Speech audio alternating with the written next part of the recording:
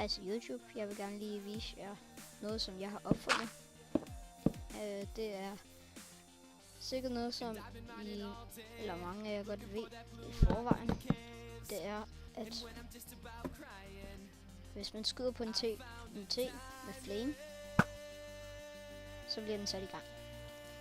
Og jeg har så lavet et system, der gør, at den lyser, når det er, at man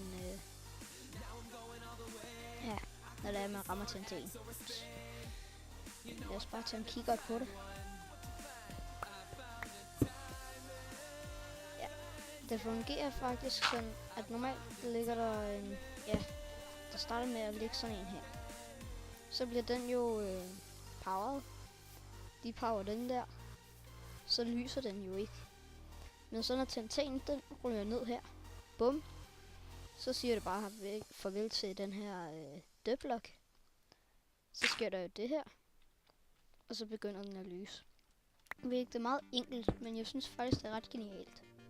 Så, hej.